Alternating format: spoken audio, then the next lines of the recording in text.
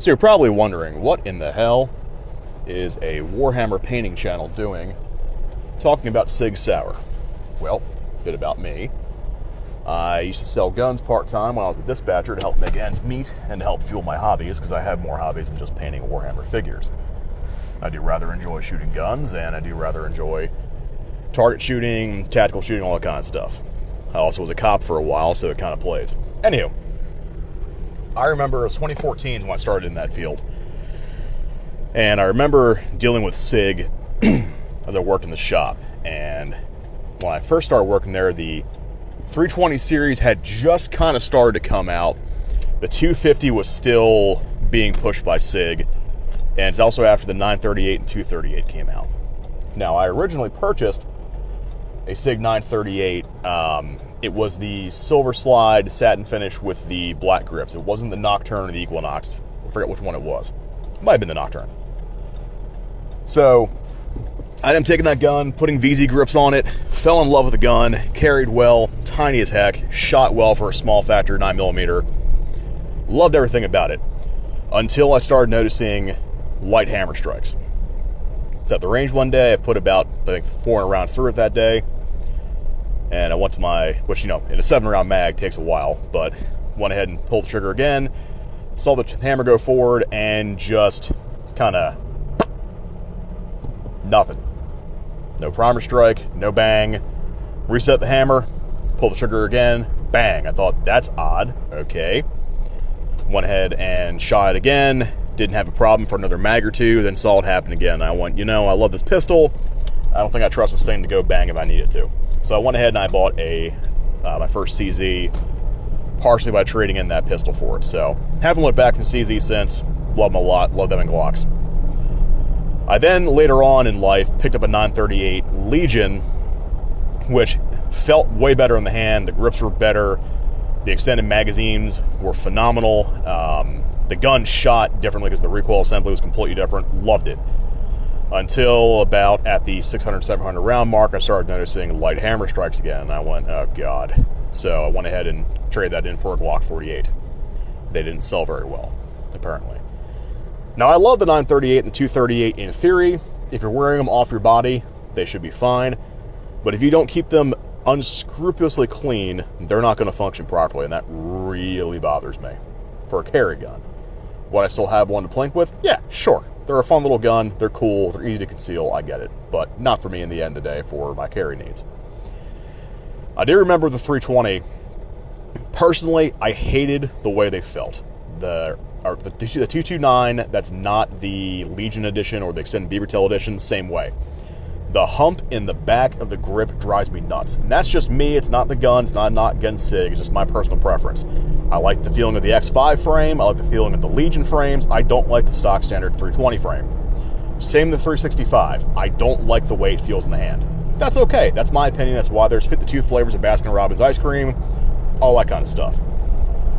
And I must point out, I am in the work vehicle driving to work, so please disregard any car-related noises you hear in the background or honking or screeching of tires. That's not me, I promise. Now, moving forward, I started noticing the 320s are coming back with some strange issues. Nothing too crazy. A lot of folks just didn't like them. That's when the drop safe thing started coming out as well, not long after that. And people were complaining about the drop safe problem. And once that got broken and released, we had them coming back in droves. I sold more Glock 17s and 19s from 320 fanboys than anything else. From there, the 365 series launched, and I liked the idea. I thought it was kind of cool. Didn't think much of it other than it was a neat design little pistol. The problem was we started noticing people bringing them back in with striker drag problems. People sold them back in for striker drag issues. I never saw a shattered firing pin, but I've seen the reports on them, and I've seen the pictures and the evidence of shattered firing pins from miscasting or whatever they were doing. I don't know if Sig was doing MIM for their firing pins, or if they were doing some kind of oddball machining with some poor quality metal. Don't know. I did see one frame misalignment, and I have seen a slide issue that was just a mismachining. Now, those kind of things do happen, like with the first year model of any car. The first year model of any gun can be an absolute crapshoot, depending on what happens. And like anything manufacturing, things happen. Guy on the assembly line has a really bad day. Somebody puts the machine 1 micrometer off. It can happen. It shouldn't, but it does. I also work in IT full-time now.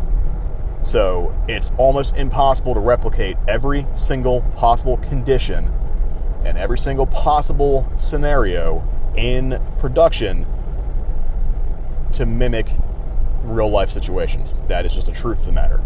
That's why video gamers, you'll hear things about, hey, my computer that's 25 years old runs this game somehow extremely well because I had this one processor that did very well in this one thing. It's the same kind of concept.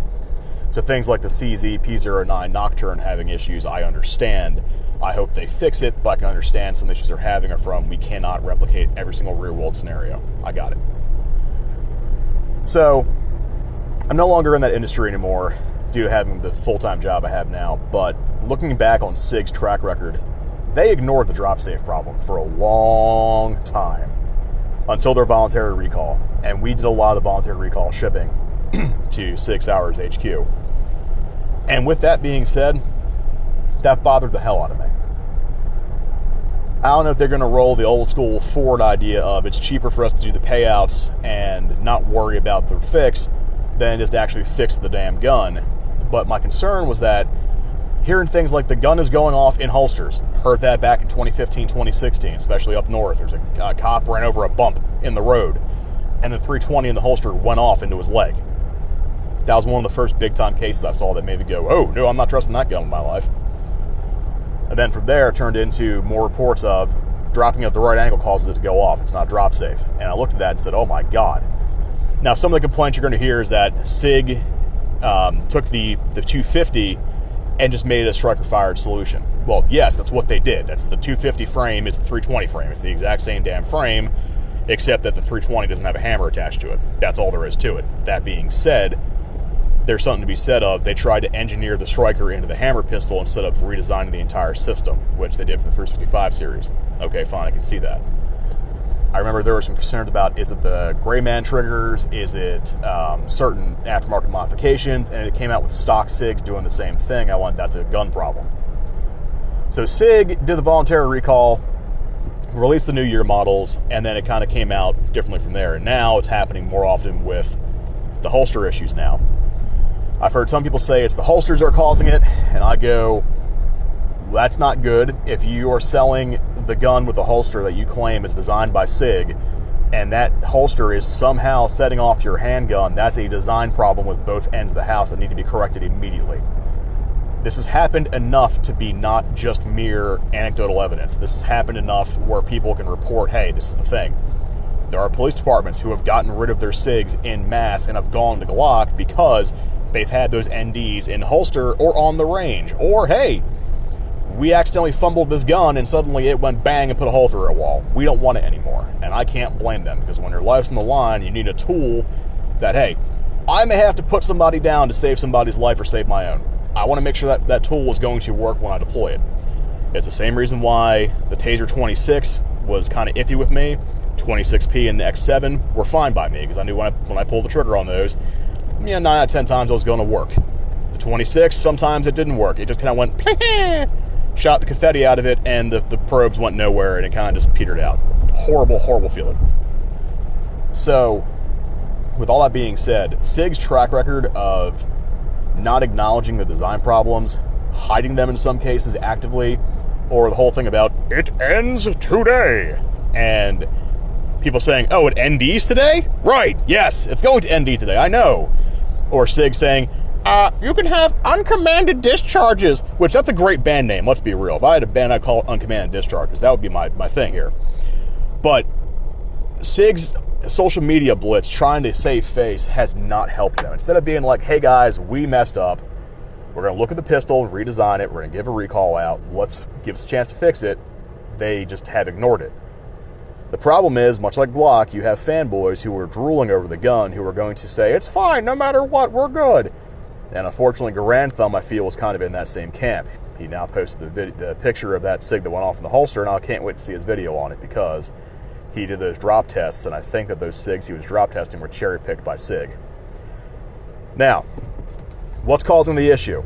I've heard people talking everything from the holster somehow interacting with the trigger bar, or it's pressing just enough inside the trigger to cause a discharge. I've heard it is continual shooting and stacking tolerance failures over time, causing the striker and the sear to not engage properly. I've heard crap from just the right impulse to the back of the gun causes the striker to fire and the sear to fall. I don't know. I'm not a machinist. I'm not a mechanical person in that regard, nor am I an engineer, but I play with guns enough to have an idea of what's going on to an extent. So those theories all do make sense. Do I think it's a big problem with their manufacturing process as well? Yes. I think because it's not every single one of their pistols, it's, you know, batches of them, or it's enough across the board that it's probably a QC error somewhere. I personally lean more towards the stacking tolerance problem, where you've got someone who shoots the gun enough where these 5 parts all fail at different rates, and now I've made an unsafe condition because of that. So, I also believe that the Army and the DoD in general made a huge mistake going to the M17. You've added that mechanical safety, which adds more complexity to the mix that, you know, you may or may not need. And on top of this, the guns are having issues. The Marine reports are even saying we need to look at the engineering behind this pistol because we don't like it. The Army's like, we don't know, we're having so many NDs. Oh no, we never had this problem with the Beretta or with the Glock 19 or Glock, 19X45, whatever they want to call it, 17s, whatever they're running for their guys. And it's funny because you see all that crap and it's like, we don't know what's going on. It can't be the gun. Oh no, SIG, give us more money and we'll make this problem go away. Now, the rifle side of the house, I've heard complaints about the cross being an issue with barrel flexing. Apparently you can take the barrel on some of the crosses and literally bend them in the frame and chassis to the point where they're permanently bent. Not like a free float barrel will naturally have a little bit of wobble to it. I'm talking about apparently you can take them and bend them and make them off angle. That's kind of terrifying. That also can be fixed. That's not as critical of an issue in my opinion because that's just a machining problem, whatever. That's something also you can readily and visibly tell, oh crap, my barrel's bent, let me send it back to SIG. This whole situation kind of reminds me of the old Remington 700 2-pin versus 3-pin trigger issue. I actually had a rifle as part of that recall from my grandfather. Remington had a situation where if you dropped the rifle on safe, it could still fire due to the trigger design, and they ignored it for years and just put out a disclaimer saying, hey, if you drop your gun, it might go off. Love, Remington, or something along those lines. My memory's a bit hazy. It's also, I'm still waking up. Bear with me. So, until they got the pantsuit off of them in the 2010s, which is partially why they went under, I know it's one of the contributing factors of that giant lawsuit, they made sure the 3-pin redesign went out to all the rifles. They went ahead and pulled them all back in, all that nonsense.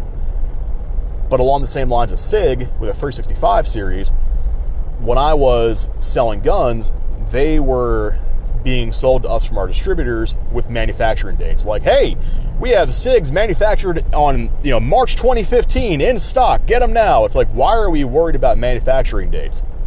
And apparently that was a big deal with the striker problems. That was a big deal with the sights falling out as well. And so I think the issues that I personally have with SIG are they do beta test using the consumer, which is a horrible way of going about things. Again, I work in IT right now. That's a horrible way of going about your business. If I know I'm part of a beta test, I understand. I know the risks. I'm accepting the risks. I'm going for it. I'm going to look at things differently. I'm going to have a bit more grace in some areas. I'm going to look at things a bit more analytical versus why did I spend my hard-earned cash on a piece of crap plastic and metal that might shoot me instead of something I need to be shot, like a bad guy or a target or an animal. I don't want to discharge this weapon in my own leg. Thanks.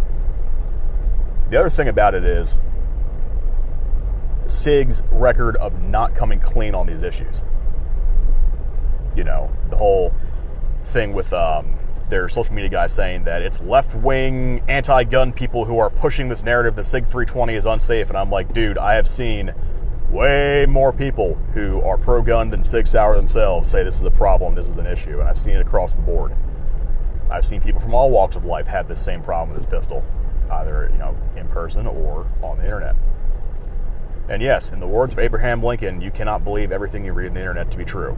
I understand this. That being said, there's direct evidence this might be a problem, and again, SIG is choosing to ignore it and downplay it because they don't want to admit they're wrong.